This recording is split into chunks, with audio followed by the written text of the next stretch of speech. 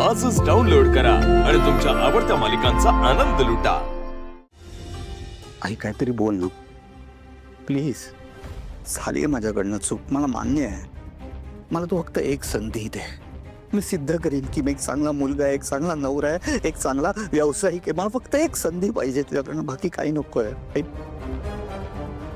दे मला एक संधी प्लीज. का देऊ मी तुला एखादी संधी? का? मी तेवढं तर डिझर्व करतो ना ग. हे सगळं होण्यापूर्वी मी एक आदर्श मुलगाच होतो, एक आदर्श नवरा होतो. रूपम कॉस्मेटिक्सचं सगळा व्यवहार मी नीट सांभाळला होताच ना ग.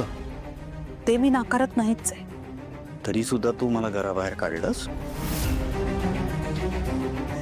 याचाही विचार नाही केलास की मी कसा राहीन. भिकाऱ्यासारखी अवस्था झाली होती माझी, पण मी सगळं सहन केलं कारण मला माझ्या चुकीची जाणीव झाली होती म्हणून. बाकी काय केलं मी सहन. म्हणून तू जे काही केलंस ते सगळं काही जस्टिफाईड आहे असं वाटतं का तुला? नाही नाही अजिबात नाही. मी चूक केली. I deserve all this thing. मला मान्यच आहे, पण एकदा माफ कर मला. त्याची मी आत्ताही माफी मागायला तयार आहे. असेल तर मी सगळ्यांच्या समोर तुझी आणि अमृताची पण मला माफी मागतो मी तुझी.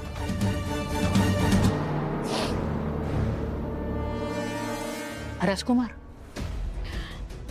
मी आई आहे तुझी. 9 महिने मी तुला माझ्या पोटात ठेवलंय. लहानाचं मोठं मी केलंय तुला. तुझी नस ओळखते मी, आणि आता चांगलाच ओळखलाय मी तुला. मला खरं सांग ना, अमृता आणि सावली जेव्हा तुला बोलवायला आल्या होत्या, तू जिथे कुठे असशील, तू सहज ऐकलं असशील का त्यांचं? काहीच आडेवेडे घेतले नसशील तू? सांग ना, लगेच आलास? माफी मागितलीस का त्यांना सांगितलंस? एस्पेशली अमृताला पाया पड आणि माफी माग नक्की बोलला असशील, हो ना? चेहऱ्यावर वाटत नाहीये. स्वच्छेने मला घरी घेऊन जात आहे. आता जर कोणी माझ्या पाया पडून विनवणी केली तर मी नक्की येईल. तुला खरंच तुझ्या चुकीचा पश्चाताप होतोय? राजकुमार, तू खरंच बदललायस का नाही? अरे ती पोरगी होती म्हणून त्या जुलीचं प्रकरण बाहेर निघालं, नाहीतर तुझं सत्य आम्हाला कधीच कळलं नसतं. एक्झॅक्टली. त्या मुलीनी सगळा घात केलाय. नाही, मी चुकलो आहे, मला मान्यच आहे आई, पण मी अडकलो होतो ग. त्या पोरीनी तुझ्याकडे निर्लज्जपण 5 करोड मागितले, माझ्याकडे पण तशी डिमांड केली. मी काय करतो? उलटाच अडकलो होतो मी. एक मात्र मला कळत नाही, 9 महिने पोटात वाढवलेल्या पोरावर विश्वास नाहीये तुझा. कालच्या आलेल्या पोरीवर तुझा विश्वास आहे. वा, कालपर्यंत जी मुलगी खिसगणतीतही नव्हती ती एवढी प्रिय झाली का ग तुला? एवढा विश्वास ठेवायला लागलीस तू तिच्यावर? नाहीये, अजूनही ती पोरगी माझ्या खिसगणतीत नाहीये. मला ती मुलगी आवडत सुद्धा नाही. आणि का आवडायला हवी? ज्या परिस्थितीत तिचं आणि माझ्या सारंगचं लग्न झालं, मला का आवडली पाहिजे ती मुलगी? नाही आवडत मला. माझ्या सौंदर्याच्या संकल्पनेत सुद्धा ही पोरगी बसत नाही. नाही आवडत मला ती. पण केवळ मला आवडत नाही म्हणून ती मुलगी चुकीची आहे असं नाही ना. ती मुलगी चांगलीच आहे आणि ती बरोबरच आहे. बघ तिला, बाहेरची पोर आहे ती, तरी सुद्धा हे घर तिने आपलं मानलं. या घराची इज्जत, आबरू, लाज राखली त्या पोरीनं. तिला काहीच गरज नव्हती. आणि या घराचे वासे, याच घराचे लोक पोखरत राहिले. त्याचं काय?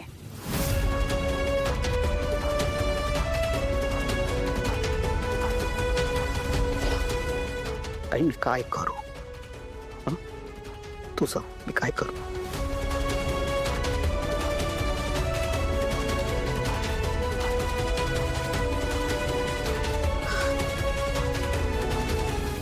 पश्चाताप, मनापासून पश्चाताप कर बाळा. पण जेव्हा मला कळेल की तुला खरंच मनापासून पश्चाताप झालाय तेव्हा मी तुला माफ करेन. I promise.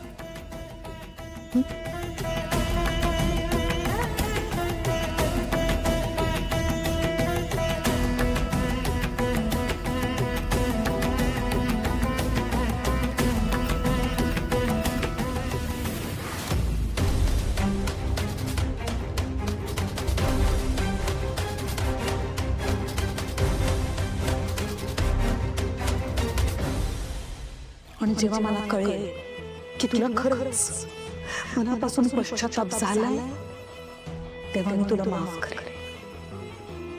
आई तू म्हणालीस ना मनापासून पश्चाताप कर. होतोय मला आज मनापासून पश्चाताप. तिलोत्तमा मेंदळेंच्या पोटी जन्माला आल्याचा. आज तू मला मेंदळेंपासून दूर केलंस ना कायमचं. मग मी पण आज एक शपथ घेतो. हा राजकुमार या मेंदळे परिवाराला रूपम कॉस्मॅटिक्स आणि या घरात कायमचा दूर करेल.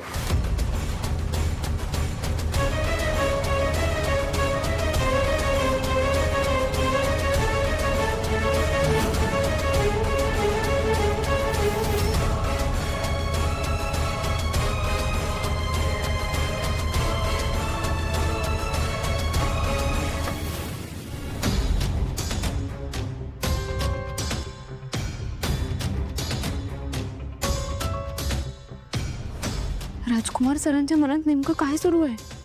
काय करणार असतील ते?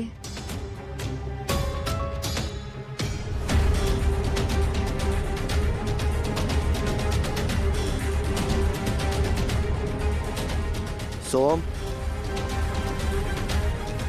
सोम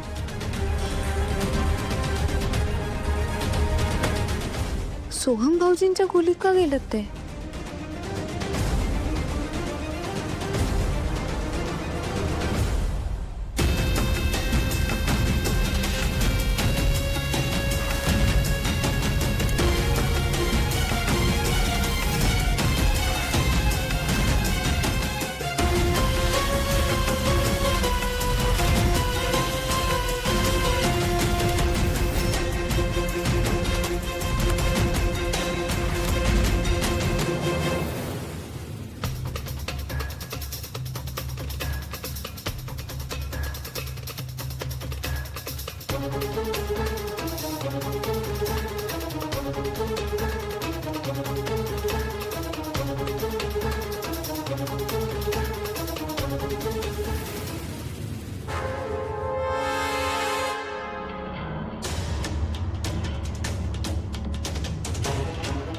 राजकुमार सर सोहम भाऊजींच्या खोलीतून ऐश्वर्या मॅडमच्या खोलीत का गेलेत?